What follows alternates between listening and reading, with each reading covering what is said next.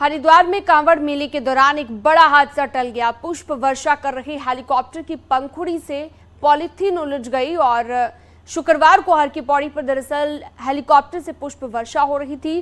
Polythene की पंखुड़ी से लिपटने पर एक बड़ा हादसा यहां पर हो सकता था, लेकिन फिलहाल जानकारी आपको दे दें, यह हादसा टल गया कि और हर की पैड़ी पर यह पुष्प वर्षा हो रही थी। देखिए, पॉलीथीन को लेकर सरकार की तरफ से बैन लगा दिया गया है और पॉलीथीन के इस्तेमाल पर रोक लगाने के लिए कई फैसले सरकार ले चुकी है, लेकिन बावजूद इसके कई लोग अब भी ऐसे हैं जो पॉलीथीन का इस्तेमाल कर रहे हैं।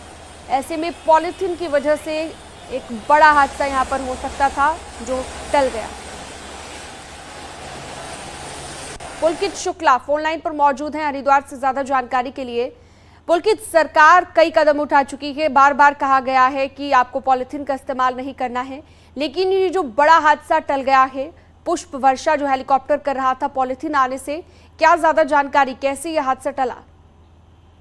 देखिए, ये एक बड़ा हादसा टला है और इसमें लापरवाही की अगर बात करें तो दो स्तरों पर इसमें लापरवाही नजर आ रही है।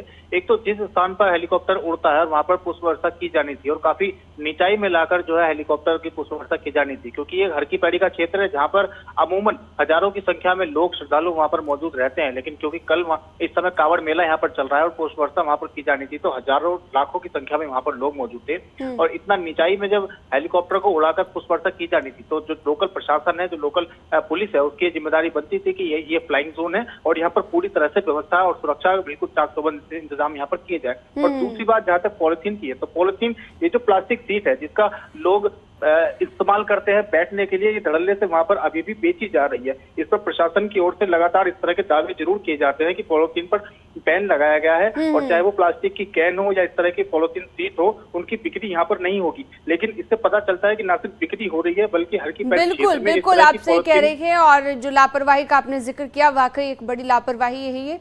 बहुत शुक्रिया आपका पुलकित तमाम जानकारी के लिए।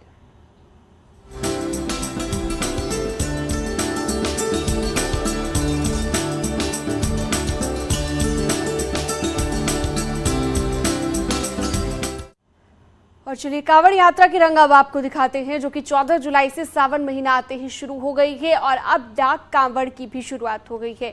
ऐसे में यूपी से लेकर उत्तराखंड तक सड़कों पर भोले बाबा के भक्त दिखाई दे रहे हैं। हर तरफ बम बम बोले के जयकारों के साथ आगे बढ़ रहे हैं। उत्तराखंड में सावन में शिव साधना के लिए पहुंचने वाले कांवड़ियों की भीड़ लगातार बढ़ रही है। हरिद्वार की बात करें, कांवड़ियों के स्वागत के लिए पूरे इंतजाम है। हेलीकॉप्टर से फूल उन पर बरसाए गए। हरिद्वार में हर की पौड़ी पर श्रद्धालुओं की तरफ से मां गंगा का जल भरा गया और फिर वहां से जल लेकर अपने अपने इलाके के प्रसिद्ध शिव मंदिरों में जलाभिषेक के लिए निकल पड़ते हैं। आने वाले सोमवार को ये श्रद्धालु अपने आराध्य शिव का अभिषेक करेंगे।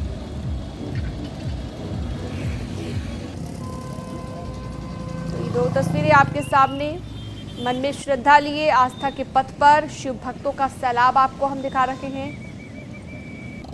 हरिद्वार की ये तस्वीरें जहां पर हेलीकॉप्टर से पुष्प वर्षा भी हुई, तो दूसरी तरफ अपनी मंजिल की ओर बढ़ते हुए नजर आए शिव भक्त।